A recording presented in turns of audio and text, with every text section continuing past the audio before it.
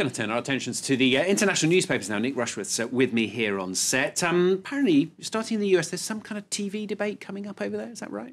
Well, there is, Stuart. Everybody knows about it, and a lot of people are really bored. They're getting fed up with it. You said it, not me. And this is reflected in The Guardian in the UK. The blogger from the States for them is called Gary Young, and he's got a piece in today's paper. This presidential election show is lame, but the outcome could be dramatic.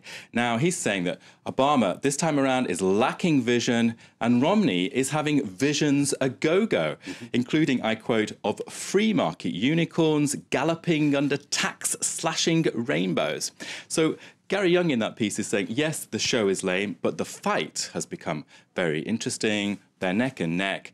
And what's happening is that every electoral outcome is within the margin of error. OK, we've also pulled a fascinating piece out. This is from China Daily, saying reality will rule after the polls. Well, this is a nice piece to the Americans. Normally they're a bit tongue-in-cheek and quite severe on them. But this time the piece is saying, well, hey, for a prolonged period now, Obama and Romney have been using China as a punch bag.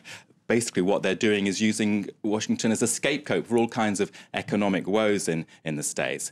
Now, it's saying, OK, let's just get over this now. What's really important now, after this election, even if Romney wins or Obama wins, is that you have to pull together. We're in the choppy economic waters together, and there's no point trying to rebuild the American dream, the China Daily is saying, by confronting China. They'll have to deal with Beijing. OK. Also, of course, in the papers today, the situation in Lebanon. You pulled out a piece from a Lebanese newspaper. This is, of course, following the assassination of the intelligence chief there. It's been an absolutely dreadful weekend for the Lebanese. L'Orient Le Jour, the Lebanese paper, is leading on that. Look at this photo, entre tristesse, rage et inconscience. So between sadness, anger, and a kind of sheer lack of awareness about the threats that Lebanese people are facing.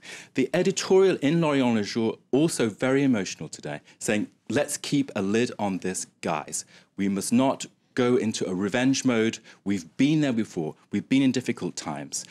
So there it's reporting that editorial there, a tomb for a martyr. And it says, by dealing with our impulses towards revenge, putting them down, we can actually deal with this peacefully. And there, the tomb for a martyr for Hassan.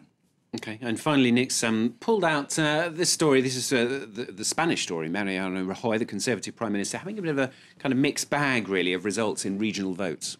Well, Rajoy is breathing a sigh of relief. That's reflected in El País's editorial today, saying that what he's got now, though, is a new challenge. The Basques in the north, around 2/3 of the seats in the Basque Regional Assembly, will be held by people who want to split from Spain. There you can see elecciones nacionales. And in fact, well, they were regional elections. So these are regional elections with a national, effect, a national impact. Now, of course, as well as this triumph for the Basques, we've got, in 5 weeks' time, a vote in Catalonia, which is where nationalism is also growing.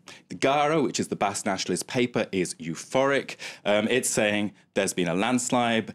We are at a historic juncture where the horizon for the country's independence is approaching at the speed of light, that they say. Wow. OK, that's pretty dramatic stuff. And you've got a cartoon to show us. A cartoon, going back to that debate, boring or not, or otherwise, it's about foreign policy. Look at this in the Washington Post. It's got two blokes, forlornly with pails of buckets of water, and they've got 2 minutes each, Stuart, to put out that flame, the towering inferno of foreign policy. Excellent. Well, this time tomorrow, we'll, of course, know how that debate went. So tune in tomorrow to find out exactly how it went here on France 24. Nick, thanks very much. Nick Rushworth, The International Papers.